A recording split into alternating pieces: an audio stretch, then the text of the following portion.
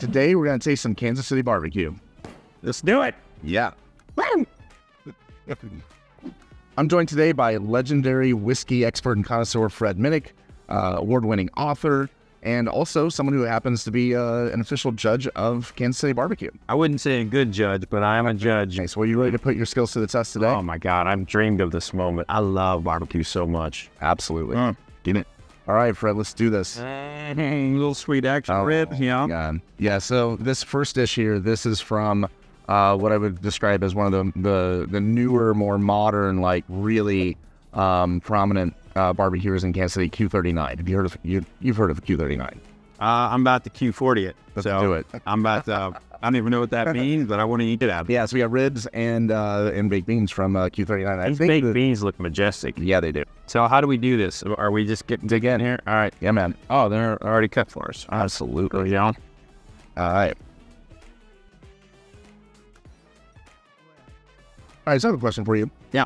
Since you're a member of the Kansas City Barbecue Society, which, you know, has more than 15,000 members, it's the largest competitive eating organization in the world. One of the reasons that Kansas City barbecue is so prominent. When you're judging barbecue, what's your like? What do you look for? Do you use sauce? Do you not use sauce? Yeah, I typically don't use sauce. I look for like how the meat is against the bone. Everybody wants the bone, you know, say it's falling off the bone. I don't want that. I want it to kind of stay on there a little bit, you know? That's a sign of it being not just right. That's see that right there? Yeah. That it's still hanging on there. Yeah. Still hanging on there. But it also like comes right off. Yeah, it comes. You need to, so it's really, really tender. Yeah. A lot of these competitions, like the ribs come in over smoked. So it's kind of like judging whiskey. If something is over oaked, it's really prominent. I think I like the bourbon best with this. All right, you can do the bourbon. Try the beans. I want to do the beans. They're beautiful looking beans. How many whiskeys do you think you taste a year?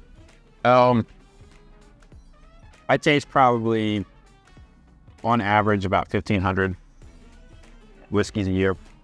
Either in competition, or in like an open tasting, or in some cases, a baseball game.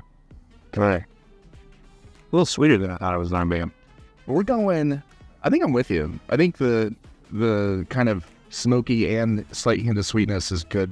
It's perfect with the bourbon. Yeah, I thought it was going to be the Kansas City whiskey, but I think it's the bourbon. Barbecue chicken. So this is this I think is the hardest thing to barbecue right. Yeah. Because like that skin will get real crispy, you can overcook it. The chicken will absorb a lot of smoke, and if the smoke ain't right, it'll discolor it. Yeah. But it's always an indicator, I think, of talent and skill. Absolutely. Do it really well. So for this, I'm looking for the skin, like how crispy is it? If it's like chewy, I don't like that. Like chewy, like it's like gum or something, like that's not cool. Oh my God.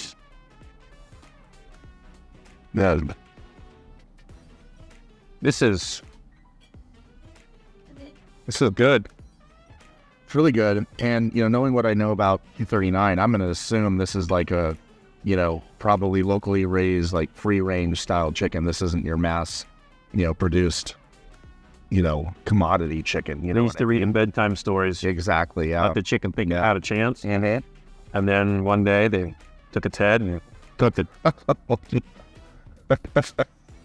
I will tell you, it's very difficult to eat this with the fork. This is not fork eating food. It is. This is by the hands. Tear it apart. Yeah. But here we are on camera. Gotta look fancy. You know, gotta look good. Don't want to get it all over ourselves. How about our whiskey pairing with it? I went rye. I did the same thing. And I tasted it with the rye, and I was like, this is perfect. Yep. I went straight to the rye whiskey on this one. Incredible balance. Yep. The crunchiness, but also the smoke from the skin is perfect. Now, I think if you separate the skin and you just have the meat of the chicken, it's a different conversation. But if I'm doing a whiskey pairing with barbecue chicken, I'm going to have to make sure there's some skin in that. Absolutely. All right, now we have a pulled pork sandwich, otherwise known as the size of somebody's head. Yeah, man. Look at that. Absolutely. That is fantastic. So this is from Joe's. This is Joe's Kansas City. used to be known as Oklahoma Joe's, which this is Oklahoma Joe's? It used to be, it was famously known as Oklahoma Joe's, and there was a split. I don't know all the details, but I would say maybe within the last, 6 to 8 years, roughly, it switched from Oklahoma Joe's to Joe's KC, but it's the same establishment, same place, and it's a lot of people will say, when you ask them what's your favorite Kansas City barbecue, a lot of people are going to say Joe's. So here's the thing.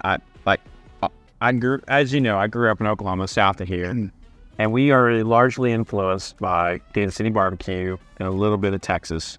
I feel like we do have our own style. Oklahoma Joe's was one of those places that we ate a lot at. Yeah. But I grew up in a town called Jones, Oklahoma, and down the road was a place called Nakuma Park. There was a old man made barbecue there called Mr. T's. My God, that man can make barbecue. To me, he was like the staple of Oklahoma barbecue. Once again, we're trying to civilize here, right? But there's no camera on me. This is served out of a gas station. Like, that's where Joe's is located. You go into a gas station and stand in line and order it, and like sometimes the line, regardless of weather, it could be 100 degrees, it could be snowing, that line will wrap outside the building and around the corner. That's how popular this barbecue is. Wow. How dedicated people are to getting it. Joe's is also known for, they're famous for being in the gas station. They're also known for their Z-Man sandwich, is like what everyone talks about. But I would say, personally speaking, I love the pulled pork and their burnt ends, which they don't even list on the menu. And burnt ends are very much a Kansas City thing, but they don't even list it on the menu. You have to ask, because they only do it every day if it's good, if they've got the right cut, that kind of thing, and then they'll often run out really quickly. So once you get up to the front of the line, you have to ask if they have burnt ends available, and they'll check for you. But great stuff. Joe's is also kind of famous for Anthony Bourdain. When he came through Kansas City, he actually made Joe's Barbecue one of his 13 places that you have to visit in the world before you die. Oh, wow. We've really, in a lot of ways, I mean, we really celebrate Kansas City, our heritage and history and everything, but we also celebrate a lot of other local businesses here in KC. We collaborate a lot. We've collaborated with, Dalmaeus for our Cafe Amaro. We've collaborated with Boulevard Brewing Company, Charlie Hustle, Andre's Chocolates. I mean, the list just goes on. But one of my favorite collaborations was with Joe's KC, where several years ago, the sous chef or chef de cuisine that kind of oversaw the whole program there was a friend of mine. He relocated here from Chicago, and I approached him about doing a sauce together, a Kansas City whiskey-based barbecue sauce. And so we actually did a collaborative Joe's KC whiskey barbecue sauce that they still have at their place, and we've got it right here as well. I have to send you home with a bottle. I love that. Now, I tasted, in my mind, I thought the Kansas City whiskey would be a good pairing with this. The sweetness kind of complemented one another, but it was and I don't know what wood they're using for this, but there was like a kind of like a cherry note here that I thought was very complimentary of the sauce as well.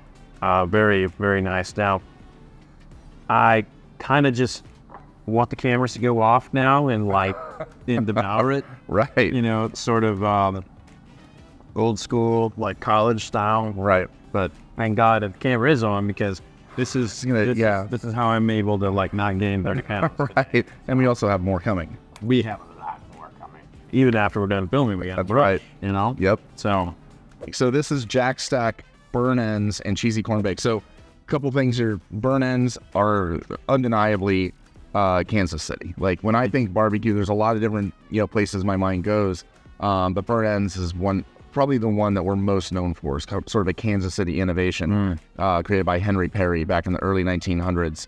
Thank you, Henry. Henry Perry. Thank you, Henry. Godfather of Kansas City barbecue. So burn ends are his thing, but also this is from Jack Stack. Cheesy corn bake is something that they are famous for. So the side dishes, you always think baked beans, you think potato salad, you think coleslaw. But this cheesy corn bake from Jack Stack is as famous as anything else. It's just wonderful. Okay, so I just tried it without sauce with the rye. Yep. The rye overpowered it. Too much spice in the rye. The meat wasn't ready. This is my new breakfast routine right here. Absolutely. You will gain 30 pounds. Yeah, fuck yeah, I will. By the way, the rye's not a good fit for that one. I think I'm gonna have to try it with the bourbon.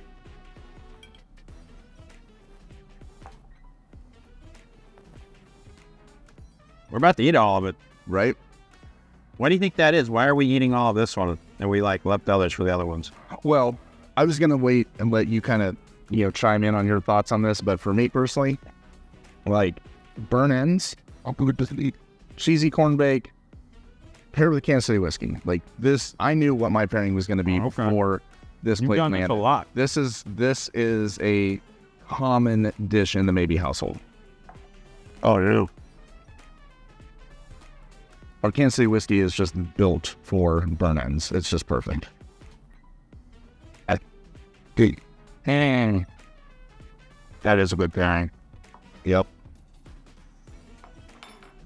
It's like barbecue candy. I mean, burn ends are, burn ends done right. You've got this perfect balance and harmony between the meat, fat, and like the caramelization, a little bit of crispiness on the outside.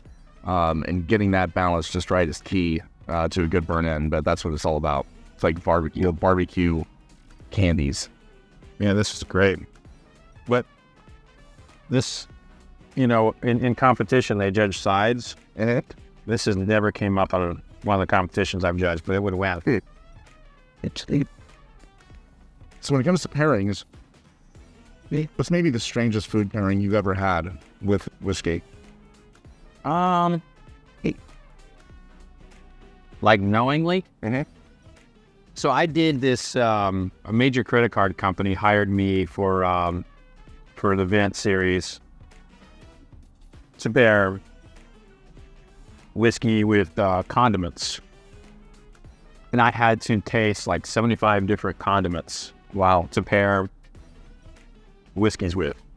It was amazing like how different each one of them paired with. And the whole concept was they were doing this big burger bar campaign and they want to have a burger and whiskey pairing, which was really ahead of its time. I mean, that stuff's happening all the time. This was honestly 8 years ago. But I was mayonnaise, like I'm not a mayonnaise guy. I do not like mayonnaise. I like I'm an aioli guy. Yeah, not even that. I like mustard. I like vinaigrettes. I like, I like certain ketchups and barbecues. But, and if I were having to choose on a mayonnaise, like I would probably even, I know it's like offensive to the mayonnaise people, like the Duke's mayonnaise clan, like they're gonna protest at some point. But I would choose Miracle Whip, which is not even a mayonnaise. Right. But I don't like the texture and the flavor of it. Plus, it just kind of like mayonnaise is kind of gross. Yeah, I don't know if I could pair a whiskey with mayonnaise. Yeah, that's just it. I had to taste like 10 different mayonnaises, and that talking about getting outside of my element. And so I would say pairing a whiskey to mayonnaise was the hardest one. And now you got that quarterback. Yeah. For the Tennessee Titans getting a deal with Hamlin's mayonnaise, like putting mayonnaise in his coffee. Wow, that's so great. That I did not know. Yeah, he's got like this whole campaign, and he's got mayonnaise, and he's putting it in his coffee, and he's stirring it as like his like ingredient with the coffee. Like I see that, I'm like, dude, it's so gross. It's like it's disgusting. It sounds to me like they're just trying to follow in Patrick Mahomes' footsteps with the whole ketchup thing. I mean, he's I don't know if you know that he's like a fanatic for ketchup, and I think he's actually a spokesperson for Hunt's Ketchup. Thanks for joining us, everybody. We've been tasting some Kansas City barbecue, pairing with some J. Rieger whiskeys. Thank you to my really good friend, Fred Minnick, for being a part of this and having a little fun with us today. If you haven't subscribed to his show already, he's got the Fred Minnick Show on YouTube. Subscribe to his channel. You can learn a lot about whiskey, about barbecue, about ascots, all kinds of fun stuff. There's a bunch of random shit over there. Right? Yeah. I mean, I've got all kinds of weird stuff on that channel. But, man, thanks for having me on. It's been a pleasure. And I said this at our event last night. I'm really proud of you and what you've done. People don't realize like how hard it was kind of coming up. And everyone's like, oh, I want to be in spirits now. Ooh, I want to do this. There was not an avenue to do what we do when we started 15 to 20 years ago. Yeah. And now it's like a thriving world to the point where we have freshly turned 21-year-olds coming to our events. Yeah. Working from Chick-fil-A and saying, hey, how do I work in this? I remember what I was drinking when I turned 21. Yeah. It was not that. And they're not drinking to intoxication. They're drinking taste. They're tasting and enjoying the moment. And it's like when I see that, I feel like, you know what, Ryan? We've done something. We've made an impact. We've helped move the bar away from, drinking from a paper bag and falling over drunk and half naked in a ditch in New Orleans next to a bunch of homeless people. Not that ever happened to me, but we've made an impact, and I'm so proud of where we are right now as an industry. So am I, man. It's been a great journey. Thank you. Cheers, brother. All right, cheers. Thanks, everybody.